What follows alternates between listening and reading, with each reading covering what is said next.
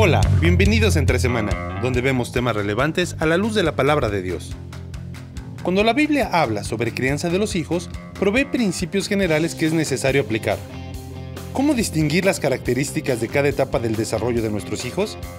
¿Cómo aplicar los principios atemporales a las realidades particulares según la edad de ellos? Conversemos con Alex y Marcelo sobre la primera etapa de 0 a 5 años, en nuestra serie Vaciando la Aljaba, aquí Entre Semana.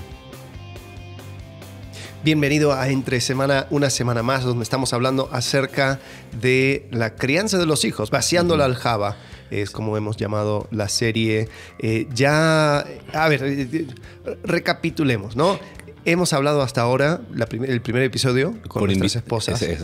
Invitadas especiales. Y eso era acerca de la transición violenta de casados sin hijos a casados con hijos. Sí, y así como al soltero se le dice los casados, espérate porque otra cosa es con guitarra, ¿no? Los padres con hijos le dicen a los padres sin hijos, espérate que ahora cuando lleguen los hijos, por más que lo leas y te anticipen, es un cambio brusco, ¿no? Sí, aunque mira, yo sí soy sincero, creo que hay un elemento como de, ¿viste esas compañías pirámides? Donde los multiniveles, sí. Cuando estás afuera todos hablan acerca de lo increíble que es, pero ya te metes y se ponen a quejar entre ellos lo malo que es la compañía. A veces me he sentido, estando del otro lado, sin hijos, era como que todos me hacían propaganda lo increíble que era tener hijos, y después estando adentro era como que, bienvenido al club, ahora nos vamos a quejar juntos. No, y más allá del chiste, no, obviamente estamos hablando de que son una bendición. Hemos tomado el Salmo 127 como punto de referencia, son esa herencia, pero creo que a veces o se idealiza mucho o todo es queja, y no es ni lo uno ni lo otro, sino es cómo ver esta etapa de paternidad y maternidad desde la perspectiva y la óptica de Dios. Totalmente. Y ahí es donde hay cosas que son reales, hay cosas que van en contra quizás de lo que hemos aprendido, de esas influencias que fueron las cosas que hablamos en el segundo episodio, ¿te acuerdas? Sí. Esas influencias con las cuales llegamos a enfrentar este desafío de la crianza de hijos. Y algo curioso, ¿no? Pensando en esa misma figura de aljaba. Una aljaba es un estorbo hasta que lo necesitas. Es una pesa extra, es una carga adicional, es una cosa que tienes que portarlo, tienes que llevarlo por aquí, por allá, lo tienes que cuidar. Y en el momento que lo necesitas, ahí es donde dices, qué bueno que me lo traje. Sí. A veces yo creo que este tema de hijos, hay personas que lo ven con una vista tan corta. No es porque los próximos años, los próximos 2, 3 años van a ser muy difíciles. Y creo que nadie está negando eso. Pero a lo largo del tiempo, las cosas que Dios puede revelarte a ti a través de este proceso, las cosas que Dios te puede ir dando a través de esa crianza de hijos, y también el hecho de ver cómo es que vas mandando tus hijos así como flechas en el mundo. Bueno, ahí está el punto, ¿eh? Sí. Sin llevar la analogía quizás más allá de lo que debería, la aljaba no es el centro. Las flechas tampoco lo son. Quizás así como en un momento, como decías muy bien, ¿no? Es como, ¿qué hago con esto que me pesa y me molesta? Hay padres que hacen de sus flechas el centro de todo, y las flechas sirven para un propósito mayor. Creo que no tenemos que olvidarnos eso. Quizás de un lado tienes padres que se horrorizan y es como que todo es queja y todo es mal. Por otro lado hay padres que quizás hacen de sus flechas, sus hijos, el centro, y todo gira en torno a ellos, toda la vida orbita alrededor de sus hijos, ¿no? Y eso es un peligro enorme, ¿no? Creo que podríamos hablar horas y horas de cómo matrimonios se han destruido, cómo vidas se han destruido, y al final destruyen la vida de sus propios hijos porque les hacen creer una historia que no es. Que ellos son el centro del universo, que ellos son lo más importante del mundo, y Dios, bien, gracias. ¿Viste? Es como que la gloria de Dios, sí, está bien, pero... Entonces, creo que aún en eso es poder poner las cosas desde la óptica de Dios. Y bueno, y la idea hoy, hablamos el episodio pasado de las herramientas que tenemos, ¿no? La antepasada acerca de los fundamentos, ¿no? El hecho de que esto no es simplemente crear copias tuyas, y las herramientas, ¿no? Hablando acerca de el ejemplo, la relación, la comunicación y la corrección, ¿no? Entonces creo que ya establecimos las bases. Sí. ¿Y ahora? Ahora llegaron los hijos. Bueno, la idea en los episodios que vienen es hablar de las etapas. Ahí podríamos... hay muchos tipos de clasificaciones, ¿eh? Inclusive hay padres que clasifican de 0 hasta el infinito y más allá, y para ellos dicen no hay etapas desde que empieza la maternidad, claro, y la paternidad, esto no termina más. Pero sí hay que distinguir etapas en el desarrollo, ¿no? de los niños. Hay algunos que 4 o 5. Queremos ir por una clasificación conocida, donde obviamente no se superponen los círculos, pero creo que podemos ir viendo algunas cosas. Sí, ¿no? y estos son características generales. Sí, ¿no? generales. Y si hacemos etapas, no es como que, no, ya cumpliste 6, ya ahora te tengo que en tratar de esta manera. Claro. No, pero sí tenemos que reconocer de que hay diferentes formas Sí. para tratar al niño de manera que podamos obtener la mayor efectividad en nuestro trabajo de crianza. Sí, y no nos olvidemos que el enfoque de nuestra serie tiene que ver primariamente o mayormente con lo espiritual, ¿no? Esta no es una charla de psicología del desarrollo, no es una charla científica, va a haber elementos que agregan, pero primariamente tiene que ver con lo espiritual. Bueno, y la primera etapa, los estudiosos del comportamiento humano le llaman la etapa de la infancia, que va de 0 a 5 años, y es a donde nos queremos enfocar hoy, ¿no? ¿Cómo quizás podríamos resumir esa etapa de 0 a 5? Caos, dicen algunos, ¿no? Caos, sí. Sí, bueno, es una etapa de cambio. Es una etapa de muchos ajustes para todos, ¿no? Papá, mamá, el niño. El niño entra y es tabula rasa, ¿no? Claro. No tiene nada. Todo lo que recibe ahora es su nueva normalidad. Sí. Entonces, tiene primero, o sea, un crecimiento súper rápido. Sí. Es la etapa donde todo más se va más desarrollando. Hay una cuestión social donde también tengo estos cambios donde primero comienzo con mi mamá, después voy ampliando, es mi familia inmediata, Claro. y ya a los 5 años ya uno tiene muchas conexiones con un montón de otras personas. Es mucho cambio social. En 5 años, o sea, de 0 a 5 pasan de ser donde su mundo es su mamá, bueno, y de repente el papá que por ahí aparece, si colabora o no colabora un poco más, y después ya a los 4 o 5 años ya tiene sus amiguitos, ya algunos padres lo mandaron al pre-kinder, ¿no? Ya tienen los vecinos, ya interactúa de una manera diferente. Entonces, en esta etapa hay casi va de 0 a 100, ¿no? En muchas áreas, ¿no? Aún empieza el tema de hablar, el lenguaje. Entonces puede empezar a interactuar de una manera diferente. Recuerdo muchos padres que se desesperan cuando sus hijos en los primeros meses, porque ¡ay, llora! Porque no sabe hablar. Entonces, no es que necesariamente está llorando porque está enfermo, sino porque no sabe hablar. Entonces, a veces nosotros lo vemos como tan normal, pero el aprendizaje de un idioma, de poder hablar, es un cambio increíble, ¿no? Y eso implica un montón de interacciones neuronales donde el desarrollo cerebral del niño es casi exponencial. Empieza a hacer conexiones y un montón de conexiones neuronales que sirven para toda la vida. Claro, ¿no? claro. Por eso esta etapa es tan importante. Es importante porque establece, como dije, establece lo que es normal. Claro. Después uno puede ir desaprendiendo. Sí, cuesta.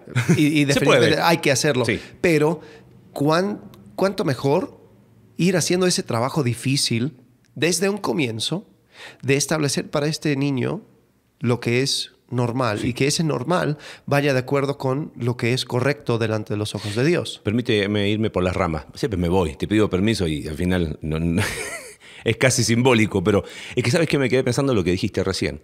Porque hay padres que, sabiendo esta información de que esta etapa es clave en las conexiones neuronales, quieren enseñarle todo.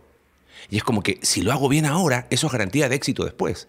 Y no lo es, porque somos padres imperfectos, criando hijos imperfectos en un mundo imperfecto.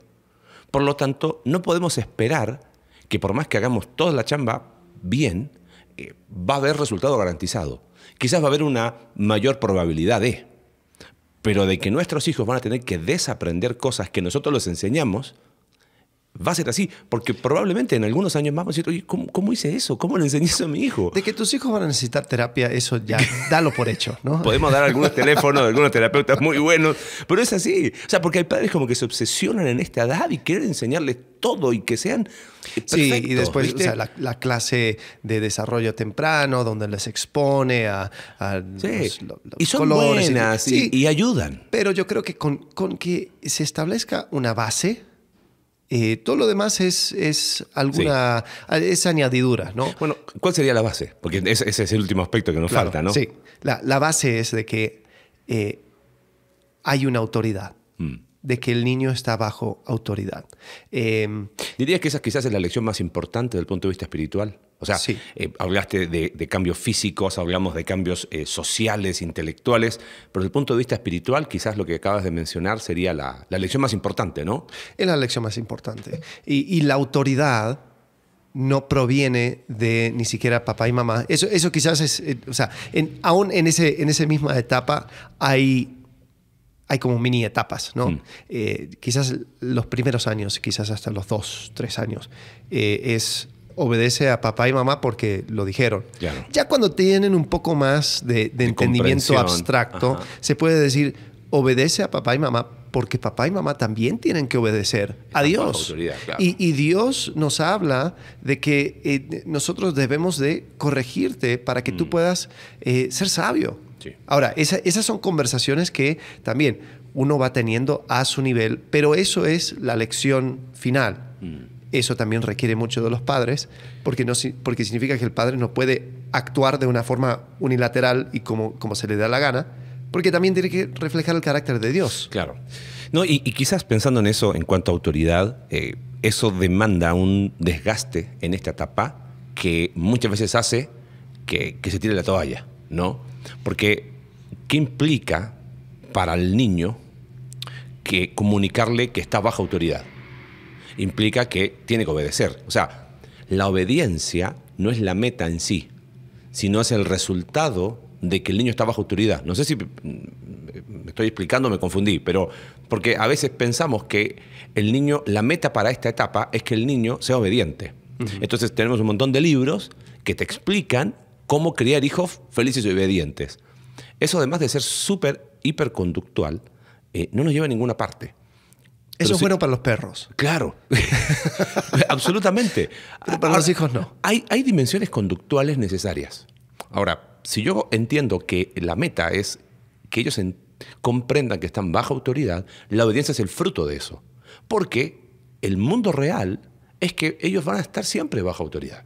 Primero bajo la autoridad de Dios, bajo la autoridad de sus padres, bajo la autoridad de profesores, bajo autoridad de sus jefes, bajo autoridad de normas sociales. Constantemente tienen que recordar que están bajo autoridad. Por lo tanto, la obediencia, más que la meta, debe ser el fruto del entendimiento de que ellos están bajo autoridad. Por eso ahí es donde como que el desafío de los padres es, bueno, ¿cómo hago para que mi hijo sea obediente, no por ser obediente? No sé si me voy a entender con eso. Porque a veces como que, mi hijo tiene que ser obediente porque tiene que ser obediente. ¿Viste? Pero si yo entiendo que el principio es que tiene que estar bajo autoridad, entiendo que es otra la manera para llegar, ¿no? Y es importante el cómo llego, ¿no? Sí. ¿Cómo enfocarías quizás la forma de obediencia en esta etapa? Porque te presento algunos casos, ¿no? He visto padres que a esta edad dialogan profundamente con sus hijos, ¿viste? Y el hijo hace cualquier cosa. El hijo no obedece. Al revés, manifiesta una rebeldía, golpea a papá, golpea a mamá, y ahí está la mamá diciéndole, por favor, hijo, hija, ven. No sé si eso es que el hijo está entendiendo que está bajo autoridad. Claro, sí.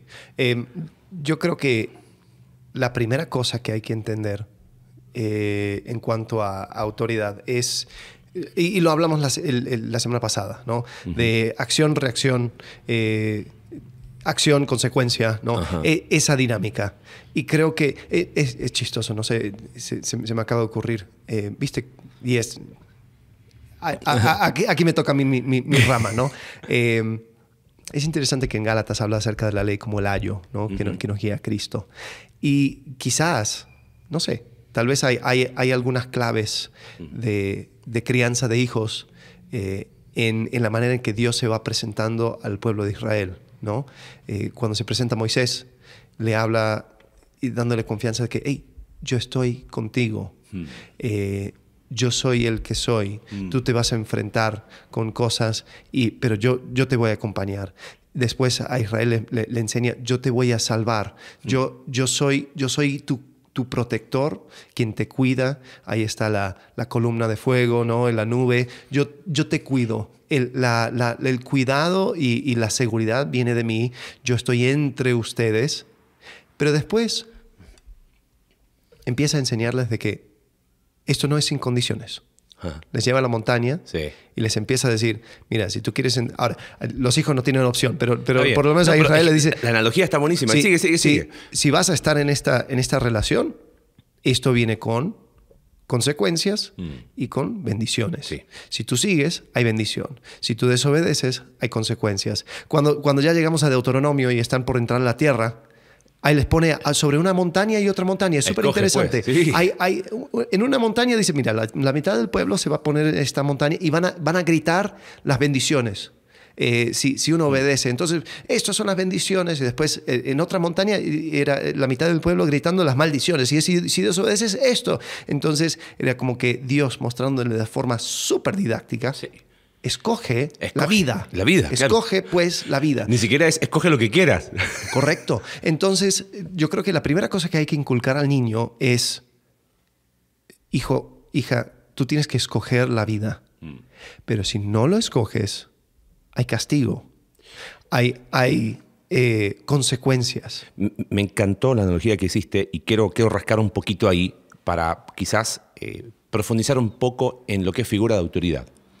Estuve en Chile 6 semanas. Lamentablemente, a lo mejor quienes nos escuchan en Chile ahora dejarán de hacerlo, pero pude observar ciertas tendencias muy marcadas, progresistas en la sociedad, donde cualquier figura de autoridad está mala. O sea, hay que derribar cualquier figura de autoridad. Todo lo que tiene que ver con autoridad está mal, excepto sus propias ideas progresistas. Pero bueno, tema sociopolítico podemos hablar en otro momento. Pero yo creo que de alguna manera muchos de nosotros quizás luchamos con una idea o con un concepto negativo de la palabra autoridad. Porque pensaba un poco lo que tú decías recién. Y lo que le dice a Moisés es, yo voy a estar contigo. Una figura de autoridad no necesariamente es aquel que impone reglas. Una figura de autoridad bien establecida en un niño es que el niño está en peligro y la primera mirada es ¿a quién? Es a su papá y a su mamá. ¿Por qué? Porque autoridad no tiene que ver solamente con imposición de reglas, tiene que ver con, es la persona que yo necesito en ese momento. Me siento, o sea, fíjate, los chicos a esa edad están jugando y de repente se vuelven al mundo real, no ven a papá y mamá y se desesperan. Hay hijos en esta edad que pobres papás o pobres mamás no pueden ni siquiera ir al baño porque quieren estar pegados con ellos, porque hay una necesidad de un vínculo profundo. Entonces yo creo que autoridad no necesariamente tiene que tener esa connotación de es el que pone las reglas y es el dictador. Tenemos que quizás disociar la idea de autoridad y dictador. Y creo que la analogía que hiciste es muy buena porque Dios era la autoridad, pero estaba con ellos. Dios era la autoridad y Él proveía todo lo necesario para el pueblo. Dios era la autoridad y se mostraba como un Dios cercano. Dios era la autoridad y les decía, esto es lo que va a pasar si tú caminas de esa dirección y esto es lo que va a suceder si tú decides ir en otra dirección. Y didácticamente decía, escoge esto. O sea, ni siquiera era escoge lo que quieras. Entonces, creo que es súper importante quizás derribar como padres los fantasmas de figuras autoritativas o dictatoriales, porque por ser padre te transformas en una autoridad delegada por Dios, esa autoridad delegada por Dios, pero es autoridad. Y hay que hacerlo a la manera de Dios, ¿no? Y donde ahí quizás hay algo que puede destrabar mucho como padres, porque quizás muchos padres se frenan en esta etapa de ser una figura de autoridad por sus propios fantasmas, por sus propios miedos o por las experiencias vividas, pero es necesario, porque piensa esto, ¿cómo se ve un niño que de 0 a 5 años desconoció cualquier tipo de autoridad? Estamos destruyendo a ese niño, estamos dañando a ese niño. Quizás padres, por no querer corregir al niño, por no dañarlo, le está haciendo un daño mayor, porque es el niño que a los 7 años no respeta a profesores, es el niño que a los 8 años está haciendo bullying a sus compañeros, es el niño que pasa y arrolla con todos, ¿no? Creo que ahí hay mucho para seguir rascando. Sí, y creo que en este concepto de autoridad, como bien dijiste, no es dictadura. El hijo, el niño, no puede tenerle miedo a su autoridad. Tiene que ser un lugar seguro. Sí. Tiene que ser un lugar donde puede encontrar lo que necesita. Si papá está fuera 15 horas al día, cuando llega es solamente para gritarle, para golpear, para castigar, se va distorsionando un concepto, y es el concepto del círculo de bendición. El círculo de bendición es donde, si tú obedeces, si tú estás bajo autoridad de tus padres, las cosas te irán bien. Eso es escoger la vida. Sí. Si la figura dentro de ese círculo de bendición es una figura donde, o con el cual no quieres estar porque le tienes miedo, porque no provee, porque no... Es una persona iracunda. Sí. Que grita y genera miedo. Eso distorsiona ese concepto, porque lo que estás diciendo es: obedéceme, sígueme, está conmigo. Porque si no te vas a morir. Pero no, o sea, nada bueno va a salir de esto. Lo bueno es cuando no estás en mi presencia. Y por eso es súper importante que los padres sepan crear ese ambiente de confianza, de seguridad, de paz. Porque si no, el concepto de autoridad se distorsiona. Sí, y es un círculo que deben estar ambos padres presentes, independiente de la cantidad de horas de trabajo, independiente de si ambos trabajan o ambos no trabajan, si trabaja uno o trabaja otro, porque la ausencia de una figura descompensa el círculo de bendición. Entonces, es lo que pasa, que llega el padre y de repente llega y supongamos... la figura de una madre quedándose en casa, trabajando en casa, y el padre trabajando fuera, porque ambos trabajan. Llega el padre y a veces, por culpa, descompensa ese círculo de bendición, no corrigiendo, y le genera un problema a la mamá, ¿viste? Entonces, o viceversa. Ahora, por otro lado, creo que dijiste algo muy interesante. Miedo tiene que estar excluido de acá. Cuando hay miedo, no hay honra. La honra que aparece en la Escritura, honra a papá y mamá, es fruto de la confianza en la figura de autoridad. Como hay confianza, como es un lugar seguro, yo le voy a honrar. Creo que un padre diciéndole a un hijo, tú me tienes que honrar, se equivocó antes, ¿no? Honra no es miedo. Honra responde a apelar al corazón, porque al final la Escritura nunca apunta a temas conductuales. Claro, en esta primera etapa quizás es mayoritariamente conductual, pero como un medio para la transformación espiritual o como para preparar, para abonar el terreno, para preparar la tierra para cuando ese niño tenga un encuentro personal con Dios. Creo que ahí es fundamental que la figura de autoridad genere una confianza tal de que la honra sea fruto de eso, ¿no? Y no sea algo impuesto. Y por lo tanto, si es figura de autoridad, es necesario, ¿cómo sería la palabra? Quizás hablar un poquito de cómo debe obedecer un hijo, ¿entiendes? O sea, si la obediencia es el resultado, no es la meta, pero aún así no es obedecer y obedecer. O sea, hay padres que dicen, típico chiste, ¿no? Hijo, ven. Hijo, y sube el tono de voz. Después usan un nombre, ¿no? Marcelo, ven. Ahora cuando te dicen los dos nombres, los dos apellidos, prepárate porque va a volar todo por casa. Ahí hay un concepto distorsionado, ¿no? Y preocupante de cómo debería buscar los padres que los hijos obedezcan, ¿no? ¿En qué sentido? O sea, a veces... No tiene que ser un ejército donde el general dice, hijo, y el hijo diga general, ¿no? ¿Viste? Y se cuadra al segundo. Pero la obediencia tiene que ser en el momento. O sea, porque la figura de autoridad, con un círculo de confianza, implica que la obediencia, que va a ser el resultado de eso, no puede ser cuando el niño quiera. Correcto. ¿Entiendes? No puede ser cuando... estamos hablando no de un ejército donde el soldado se cuadra, pero hay padres que dilatan y dilatan y dilatan y dilatan. Y claro, cuando ya están sobrepasados, empiezan a gritar, ya se distorsionó la figura de autoridad. Se enojan, ya se distorsionó la figura de autoridad. Entonces lo que el niño termina haciendo es obedeciendo por miedo, y no obedeciendo porque entiende que hay una autoridad. No sé si me explico por ahí. Sí, yo creo que es interesante, ¿no? Me gustaría quizás explorar el otro, ese primer extremo, ¿no? de militancia, Sí. Pero definitivamente es lo menos. Lo que más vemos es una cierta paciencia, pero no es paciencia, es como letargo. Ajá, letargo, como ya, hijo, por favor. Y lo que sucede es que los niños no son tontos. Claro. O sea, los niños se dan cuenta de que ya para la tercera, la cuarta, ok, ya uso mis 2 nombres, mis 3 nombres, entonces ahora sí tengo que responder. Y eso no, o sea, porque eso es una reacción no por quién es la autoridad, sino por, ahora sí viene la consecuencia. O hay obediencia por decibeles usados. Entonces empieza a hablar, pero cuando ya viene el grito, el niño reacciona con una cara de espanto. Entonces ahí empieza un concepto no solamente distorsionado de autoridad, sino de obediencia. Sí. ¿No? Creo que la obediencia del hijo tiene que ser en el momento, pero por la figura de autoridad del padre que genera ese círculo de confianza. Y tiene que ser en un tono así. Hijo, venga, tiene 4 años, venga y vaya a ordenar sus juguetes, por ejemplo. Hijo, papá dijo que es ahora.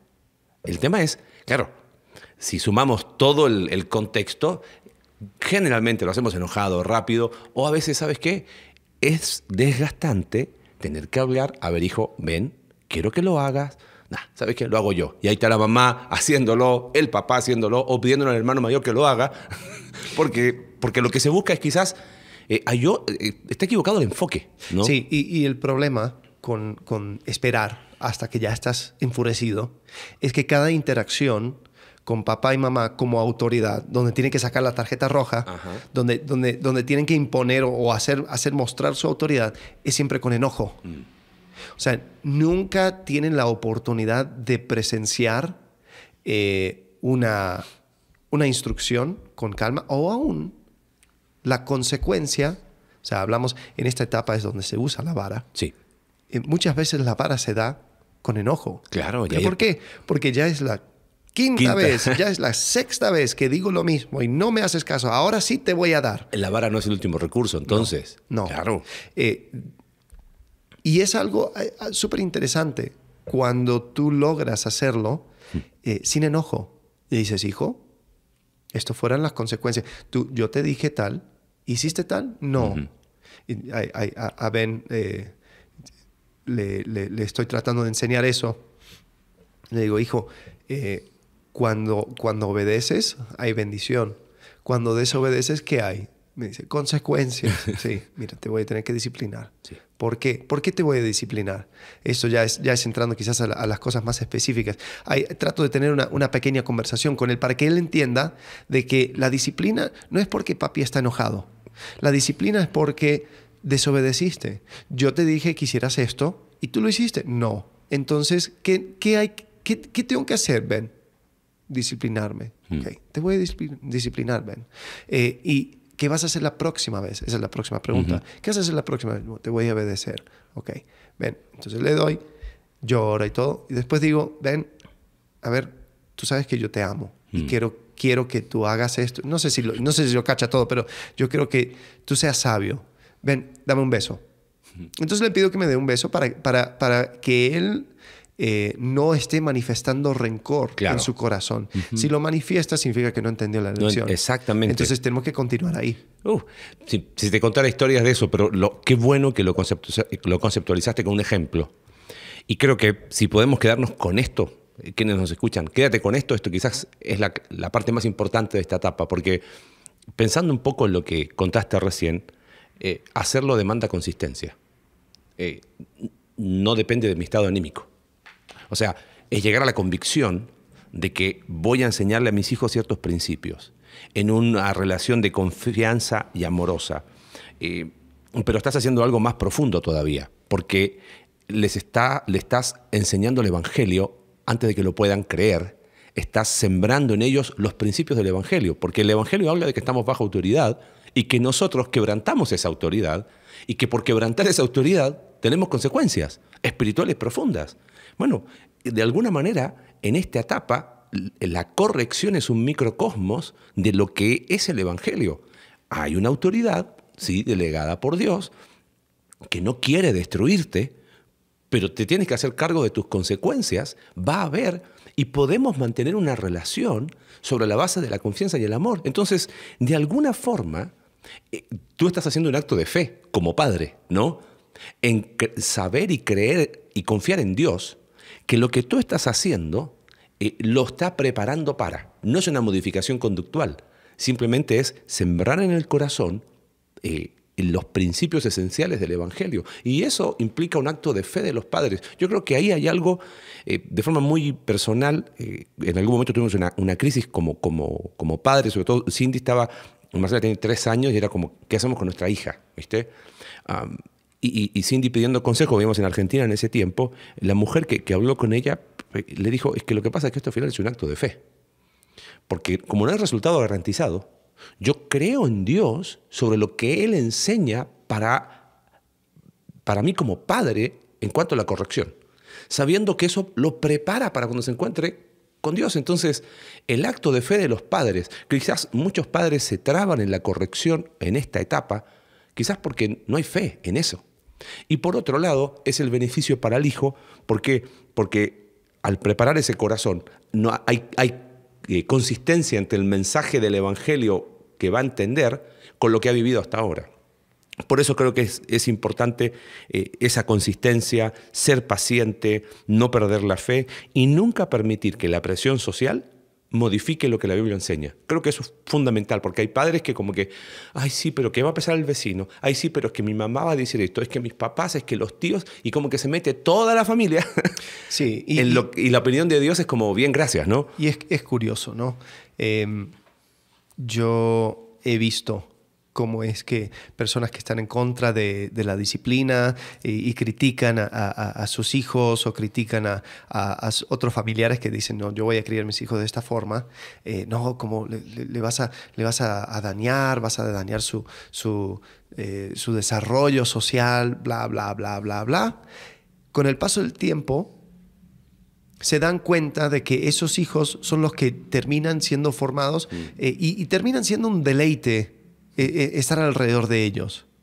Y terminan siendo esos niños con el cual uno quiere estar. ¿Y cuáles son los niños que son rechazados? Los niños que no fueron corregidos, disciplinados en su tiempo. Sí. Ahora, un par de cosas antes de terminar. Yo creo que es importante tomar en cuenta. Uno, escoge tus batallas. Van a haber ciertas cosas que para ti va a ser poca cosa, pero es importante morir sobre esa colina, ¿no? Un ejemplo. Un ejemplo. A veces estoy llamando a mi hijo por una tontería. Ve, recoge esa cosa. Mira, lo dejaste. O sea, hiciste esta actividad, te aburriste, te fuiste. La verdad, para mí, o sea, que me tomaría 5 segundos levantarlo y dejarle en paz. Pero yo le llamo. Ven. No, Benjamín, ven. Y no me hace caso. Y la verdad lo podría ignorar y continuar con mi día. Y sería más fácil para mí. Pero yo tengo que morir sobre esta colina porque él tiene que entender de que él no tiene el lujo de ignorarme. Claro. Porque él está bajo autoridad. Entonces le tengo que llamar. Ahora, a la medida que van creciendo, tengo otra hija, Amelia, que está por cumplir 2 años. Y hay ciertas cosas donde por ahora tal vez enfocarme en eso no ayudaría mucho, ¿no? Por la comprensión misma de las situaciones. Correcto. Entonces, por ahora estoy enfocando en hacer que ella obedezca. Quizás la forma, si pone pucheros, si hace caras o lo que sea, no me voy a molestar tanto en este momento. Después lo voy a tocar. Pero con Benjamín ahora estoy empezando a tomar en cuenta su manera de responder, ¿no? Bueno, eso responde mucho a lo que hablamos en el capítulo 2. Apunta siempre al corazón. Sí. Creo que ahí está la clave. Cuando nosotros tenemos presente siempre que el corazón es la clave, no es ordena tu cuarto por ordenar tu cuarto. A lo mejor lo hizo quizás padres o madres que son súper exigentes, vienen y ven o sea, observan a su hijo de 4 o 5 años que ordenó con los recursos que tiene un niño de 4 o 5 años, ¿viste? Pero la mamá viene y corrige, porque claro, poco menos quiere que limpie con cloro y desinfecte, ¿viste? Con lo que sea. El punto es ordenar por ordenar, o es simplemente ir enseñándole que tienen que hacerse cargo de sus cosas, y lo que debo enfocarme es el corazón. Si hubo una mala actitud cuando lo hicieron, por más que hayan limpiado perfecto, lo hicieron con una pésima actitud, hay un problema. Entonces, creo que nunca tenemos que olvidar eso, es el corazón y estar pendiente de eso, y quizás ahí es donde, como dijiste tú, esa es la batalla que tengo que elegir, es Correcto. La batalla del corazón. Sí, y vuelvo a decir, van a haber cosas donde dices, pero la verdad me cansa más tener que enforzar esta regla, pero es importante, porque dices, esto no puede ser una batalla que vas a perder. Y esto va conectado con la segunda cosa. Ten personas, dale permiso a personas a tu alrededor que puedan hablar a esos asuntos. Amigos, familiares. A veces crianza de hijos es como la salud, ¿no? O sea, nadie quiere... Son pocas las personas que pueden decir, hey, aumentaste un par de kilitos, ¿eh? Claro. Eso es un tema que no se habla. ¿Y tú? Y nadie quiere hablar acerca de, es un desastre tu hijita. La verdad, creo que se te fue la... O sea, no estás haciendo lo que deberías hacer. Pero todos lo comentan después, ¿no? Cuando ya es tarde. Sí. No. Cuando ya no estás en la presencia de la persona. Eso se llama chisme. ¿Viste el hijo de tal? Ajá. Uy. Entonces, es importante abrir la puerta y decir, oye, mira, como una persona de confianza te quiero dar permiso a que me digas, a que me adviertes, a que me digas lo que ves. Porque, ¿sabes? Es muy fácil dejar cosas. Y no te voy a mentir, esto es cansado. Y muchas veces uno solamente quiere su propia paz mental. Nada más. Entonces, mira, le llamo 3, 4 veces, ya está, que haga lo que quiera. Y ya, punto. Sí. Sucedió viajé a la casa de mis padres y un momento mi papá me habló y me dijo, oye, me doy cuenta que estás haciendo algo flojo con tu hijo porque no está respondiendo. Y creo que uno a veces se cree la mentira de que es que el niño no entiende, es que así es esto, claro. ¿no? Está cansado, ¿viste? Los padres que tiene sueño. Cuando un padre empieza a justificar todo de sus hijos, hay un problema ahí enorme. Sí. Tiene sueño, no es que los días con sol lo ponen así, no es que los días de luna llena también, no es que cuando baja la temperatura también se pone mal. Que tiene gases. Claro. Que Y uno va creando una narrativa en su propia cabeza que va explicando todo el comportamiento del niño. Y para ti se te hace normal.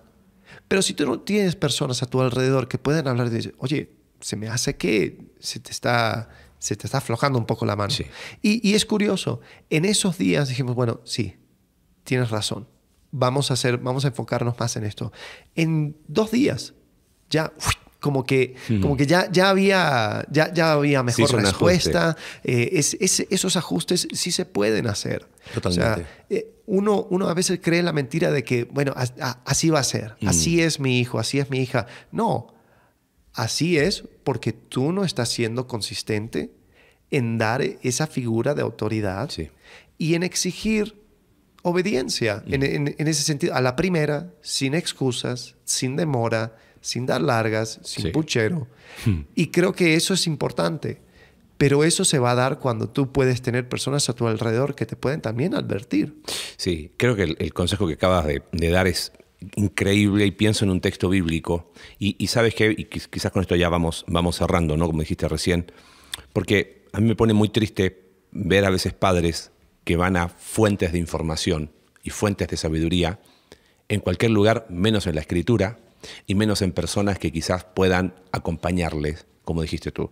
En Proverbios capítulo 3, verso 5, dice, confía en el Señor de todo corazón y no en tu propia inteligencia, ¿no? La Reina Valera dice, no te apoyes en tu propia prudencia.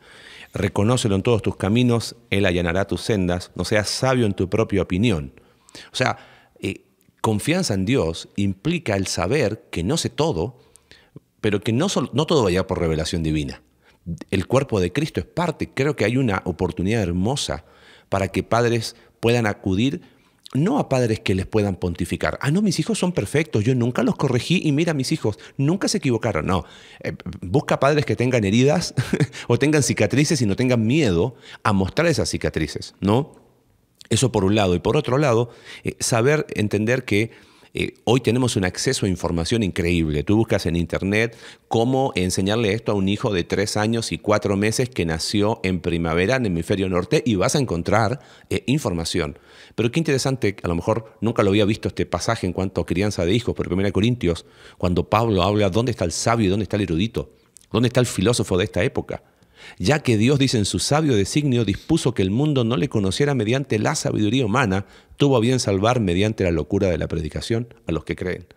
Creo que de alguna manera ese acto de fe es una locura para el mundo, ¿no? Criar a tus hijos bajo los principios de Dios es una locura para el mundo y por eso mucha gente te va a ver como bicho raro cuando apliques estos principios de la Escritura a la crianza de tus hijos en esta etapa. Pero ahí es donde yo confío en la sabiduría de Dios. Claro.